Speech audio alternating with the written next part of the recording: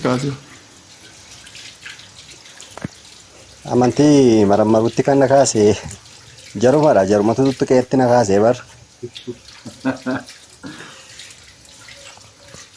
Jechuun yeroo sana taa'imni sana teewoloojii baranna turre teewoloojii qofallee osoo hin taane wal bukkeetti hadiisota daa'ifaa ta'an fa'aa kana wantootuma jira. Quraana keessaa waanuma tokko tokko fidanii barsiisaa turanii. Akkuma kanallee islaamummaan ajjeesuutti amanaa namni tokko nama torba ajjeese malee jannatan galuu haal jedhullee wantooti kana hedduu waan hedduuti kan isaan fidanii barsiisanii.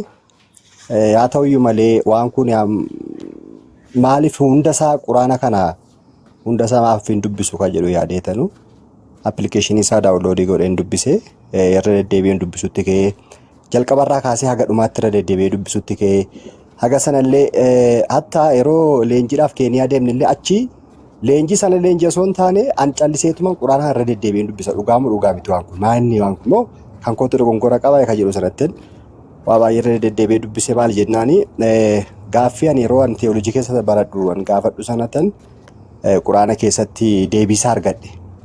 So saniitii fi inni guddaan ka'umsa kiyya kanaaf ta'e isaanii maal jennaan quraanota keessaa hadiisota keessaa wantoota dadhaboo hadiisa daa'ifoota ta'an fidanii sana gara kanaatti garaan akkan quraana guutummaatti buufadheen dubbisu na taasise. Isaan watositti na fidee siin jedha jama. Ayyee maashaallah baga rabbiin akkati kana hubattullee si godhe. Mee amma ragaan jarri fidanii namatti yeroo sana fidanu fakkeenyaaf ergaan quraanaa dhaqeetu galman ga'iin quraanni fakkeenyaaf gaafii tokko gaafatee ofiif achumatti deebisu keessaa kutanii fidanii akka jarri intini godhan argaa ture maammeen ofiif dubbisee bira ga'e. Mee kan biraan morganaa erga islaamummaa keessa seentee garaagarummaan amantii islaamaatii fi kiristaana gidduu jiru. Samaayinaa midirree dhukaa warra amaaraa. Sigaleemi jechuun waaqaaf lama aga waaqaaf jechuun haasaan isaanii fi waan islaamummaan irra jiru waaqaaf lafa waliin argu jechuudha. Maaliif jennaani islaamummaan amantii sirriidha abbaa itti jiraatee fi abbaa hordofeef abbaa quraanaaf hadiisa hordofee fi islaamummaan amantii dhugaadha amantii sirriidha. Kan waan hunda ifaan ifatti sitti himee karaa jallinas qajeelinis yoo feete kunooti jedhee ifaan ifatti kan sitti dura ifaan ifatti sitti himee si deemsisu jechuudha malee ganaa dhufee mataa si sukkuumee harma sukkuumee irra bahe jala bahe jedhee wantoota garaa baratan dhugaan kun akka dhugaatee sirriitti beeku. Baay'ee sirriitti beeku kun ifaan ifatti hin beeku. Yesuus maali jedhee akka inni barsiisaa ture ani karaadha jedhee ani daandiidha jedhee malee ani waaqadha jedhee hin barsiisne. Isaan garuu maal godhani wal keessa maaliif jennaan jiraachuuf jecha wanta isaan sana godhan malee waan Yesuus barsiise yookaan immoo wanta inni barsiise sana dhugaatti riilii isa sana barsiisaa hin jiranii jechuudha. Maaliif jennaan Yesuus ani waaqadha jedhee lafa takkatti illee barsiise tokko illee hin qabu. Maaliif jennaan akka ergamee dhufetti hatta waan haasa'ullee haasaan inni haasa'ullee haasaan kun kan koomitii kan isa ana ergeeti hamma jedhutti Yesuus. Macaafa isaanii keessatti hamma isa ana ergeeti haasaan dubbii ana amma dubbadhu kun kan koomitii kan isa ana ergeeti. Ani humna kiyyarraa waa tokko gochuu hin danda'u jedhee yeroo inni Yesuus macaafota arfan keessatti yeroo inni dubbatu nagarraa jechuudha. So walumaa gala dhugaa baruudhaaf namni jalqaba kansaa beekuutu gaariidha. Gaafa kansaa beekee kallattii sana itti agarsiisa. Innichi sun baaybiliin isaanii sun maaliif jennaan amma ka'umsi kiyya kan kiyya jalqaba kan kiyya barachuutti ka'ee amantii kiyya irratti kutaa 5dhaa kaasee I think intanii jechaan ture raajii garboolee fa'aa wajjin illee tajaajilaa ture tarii beekuu dandeessa. Sabdiin garboolee namoota jijjiiran hin jiru ifa deessisaa fa namoota hedduu faana konfiraansii deemnee tajaajilaa turre hatta analillee waan yeroo tokko buraayyuutti na agartee itti fakkaata tarii mulu wangeelitti so walumaa gala ni sana darbe kaasuun fedhu baay'eesa haa ta'uyyuu malee namni dhugaa baruudhaaf inni jalqaba ka'umsisaa baaybiliisaa ta'uu qaba baaybiliisaa sana immoo sirriitti yoo hubate gad fageenyaan yoo ilaale maal jedhe yoo jedhe dhuguma gara islaamummaa kana dhufuu ni danda'a jedha. Yaada baay'ee gaariidha. Injiraami sagaleen koo. Injira sirriitti jira.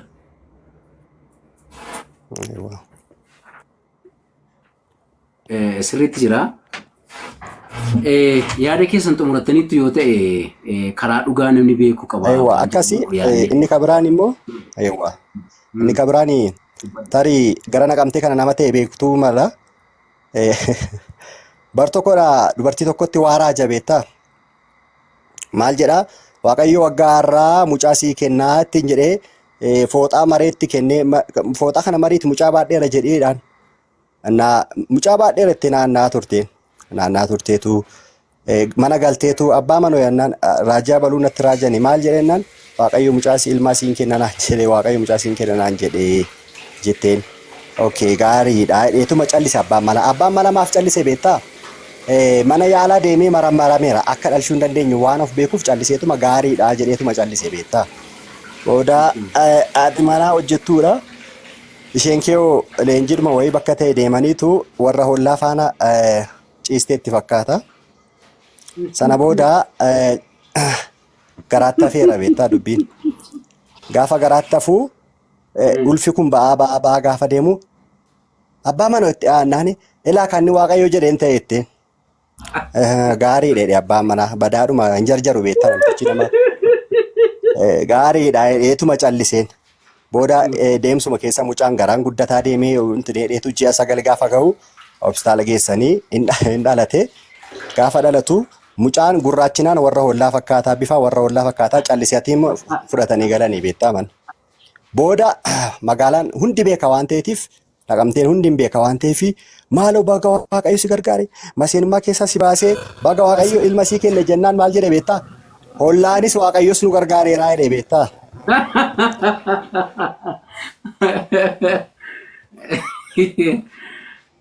Hollaanis waaqayyos nu gargaareerraa adda ba'uutu gaariidha.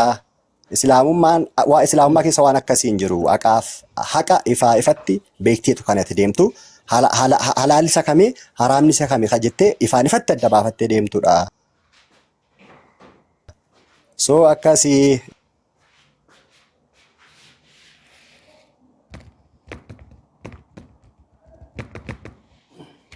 Waa gochuun danda'u. Mootummaa akkamitti nuu kennuu danda'a? Mootummaa abbaasaa akkamitti nuu kennuu danda'a? Irratti waan baay'ee dubbachaa turan yeroo siin dhufini egaa ammallee karaa dhugaan isa kamii Yesuusiin nutu gane moo nutu amane waan jedhu irratti haasa'aa jirra. Akkasuma nama kan biraa fi carraa yoo laannee Ustaas Alii carraa isinii laannaa itti aansuudhaan yooniif carraa kennina. Wal jalaa duubaan dhimma gaarratti mari'achaa deemna. Kanarra garuu nama nu jalaan gashina warri modereetara qabdanii kana caalaa nama nu jalaan gashina yoo baay'innis gaarii miti waan ta'eef yaada keenya walii qooda nama buusaa nama gashaa deemna. Carraatu Ustaas Alii fi utuu laanne gaariidha. Ali Sultaan. Salaamu alaikum warahmatullahi wabarakatuh. Waalaikum salaam warahmatullahi wabarakatuh. Masha Allah. Qaaliiwwan kun wal biraa bareeddu wallahi das nu jettaniittu. Barakadha. Nuuf jiraadha akkanumatti. Masha Allah. Akkana jennaan immoo akkas godhanii jedhan sun akkas argiteetta. Bareecheen arge baree daawwataan hin guddadhe balbala kiyya kana jira qoy nama siibii waraaba. Walla galatooma carraan haa kennuu keessanii fi ani immoo Akram kun illee numa jira ustaaza keenya. Yooniin illee kunoo paaster yooniin illee jiru. Isaaniif hin kenna isaan booda naasaa inshallah isaan tun haa ol jiru. Waa hundaanuu beekumsaanis saniifuu isaan dura naasoo inshallah isaaniif hin kenna. Hayye. Assalamu alaikum warahmatullahi wabarakatuh. Waalaikum salaam warahmatullahi wabarakatuh. Waalaikum assalam warahmatullahi wabarakatuh. Hali mudi tin kama ka ani kepi la jefachuudhaaf hin bahe malee haasa'uuf hin baane. Haasa'u booda walitti deebina.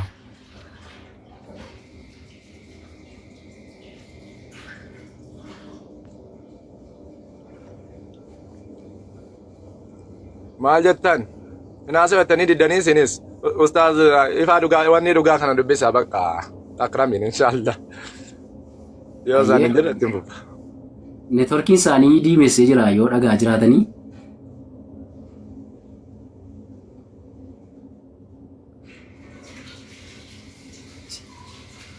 Assalamu alaikum warahmatullahi Shabakan wabarakatuh. kone rakisa. Assalamu alaikum warahmatullahi wabarakatuh. Waalaikum salaam warahmatullahi wabarakatuh. Ustaaza inshallah daqiiqaa lamaaf na obsaa isaan haa dubbatanii shabakaan kiyya xiqqoon rakkisaa inshallah ammaan asirraa. Maaltu jiru Akram? Bakka isinitti deebiteetti Ali isinumti dhukerraa kaasaa gaa. Maal jedhan isaanoo? Anuma keessanii carraan gaa itti fufaa. Yeroo qabnu fayyadamneetu. Mata dureen maa innettan? Mata dureeni maal isinitti fakkaate dhugaan isa kamii? Yesuusin qajeelchee nutu amane moo nutu gane? Waan jedhu irratti haasa'aa jirra. Yesuusin eenyutu fudhate? Eenyutu immoo jechuun akka Yesuus ofiisaa himetti, akka Yesuus ofiisaa barsiisetti, eenyutu Yesuusitti amane nudha moo warra Yesuusin gantan nuun jedhudha kan jiru irratti haasa'aa jirra. Achumaan karaa dhugaan jannatatti keessullee karaa isa kamidha? Fakkeenyaaf Yesuus humna kootiin homaa gochuu hin danda'u jechaa ture. Namoonni kan biraan immoo Yesuus jannata namaa kennaa jedhu. Innoo ofii kootiin homaa gochuu hin danda'u jedha. Akkamitti humna ittiin jannata kennu akkamitti argate?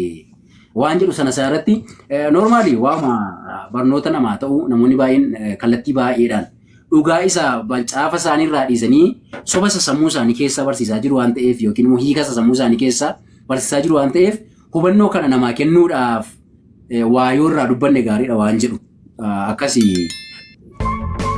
Maashaallah maashaallah. Mata duree bareedaadha, mata duree gaariidha. Rabbi isinirraa jaallatu. Aywa. Yesuus karaan inni barsiise jalqaba irratti yoo fudhanne Yesuus hin jaalla namni ibse iyyuu hin jiru karaa Waaqayyoo kana sirriitti namni gadi buusee ibsee hanga isaan jiru. Wama naman dogongorsineen dogongorame malee hanga isaa maal akka ta'e hunda adda nuu baase abbaa koo ennaa jedhu abbaa kan koo jechuun Waaqayyo kooti jechuudhallee hanga jechuu ibsutti nuu ibsenne.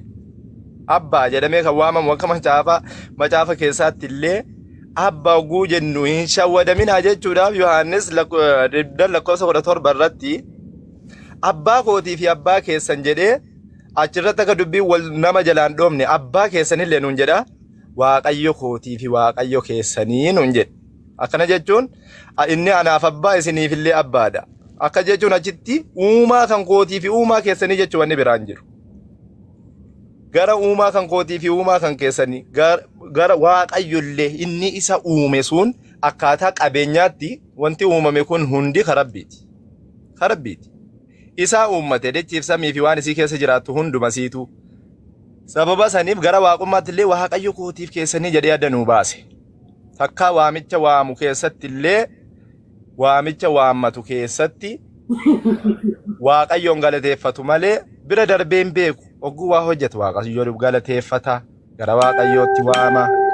Awun cubbamootan gara cubbuu keessaa gara karaa gaarii karaa qaceelaatti waamuu dhufe malee warra qaceellota duraanuu itti jiru waamuudhaaf hin dhumne ogguu jedhu inni duraan qaceele qaceellummaa isaa irratti itti haafufu ani immoo nama jallataan gara Waaqayyootti waamuu dhufee jedha. Kun dirqama kootii fi keessanillee amma nurra kaa'amee deemame. Nabiin sallallahu alaihi wasallam waan irraa dhageessan waliin ga'a jedhanii dirqama nurra kaa'anii deeman. Kanumaaf iyyina yeroo hundayyuu. Innillee akkanumatti warra karaa jallootarra karaarraa badan sirreessaa ture. Namni karaa jallaarraa gara qaceelaatti as nama waamu karaan duraan ture sun bareedaadha inni duraan ture asiliin suni isarraa immoo nama jallate isa kan natu waamuu dhufe. Cubbuufillee nuu du'eeraan sun asitti kasaaree beeka bishaan dhuge. Laal warri duraanii sun aarsaadhaanii mitii Waaqayyo aarsaan barbaaduu ennaa jedhee achitti nuu ibsu sana dubbiin bishaan dhuge inni gamasiisun. Maaliif jennaan Waaqayyo aarsaan inni barbaadu gaariidhuma dalaguu keetii siin jedha. Maatewos 9:13 irratti inni gara laafina barbaada malee jedha aarsaa mitii. Inni gara laafina barbaada Waaqayyichi. Saniifuu warreen duraan qaceelummaarra jiran hin waamaman. Qaceelummaa isaanii itti fufa. Waan addisiin finne jechuuf deemaa beeka. Isa dura ture karaa Muusee irra ture. Karaa Muusee sanirra ture. Waan Muuseen barsiisaa ture dogongora miti. Sirriidha. Warri immoo karaa Muusee irraa jallatan gara kootti waameen karaa nabiyyummaa kootiitiin qaceeluu jedhe inni nu naani galchimee abdii al takka afaan shaadaa qabachuu fedhaatti naani moo eenyu jira tokko jala moodii qabatu. Qo'inan laalaayee. Moodii qabatu. Haasaa kana balleessuuf jedhaniiti. Itti fufi.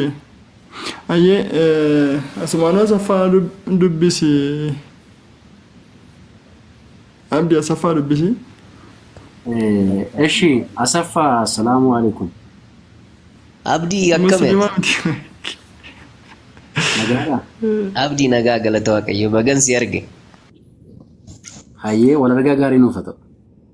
Si arguuf baay'een yaalaa ture. Tole. Si arguu hin dandeenye bagan si arge nagaamii? Irra nagaadha. Oo asoo akkam? Nagaa akkamatti? Nagaadha. Irra galata Waaqayyo. Baga jiraatte. Amiin galata isaa. Okay. Yaa amman manni si dubbisa jedheeni yeroo baay'een si argaa. Okay. Amma yaada keessan kana irratti jechuudha. Gama kanaanis warri karaa keenyan jiranis quraan akkas jedhee naamne jedhanii wanta kaasantu jiru. Okay. Amma isin fakkeenyaaf hatamma yeroo macaafa dubbistanii macaafarraa akkas jedha jettan kana macaafni qulqulluun sirriidha jechaa jirtu moo? Gaafiidhaafan.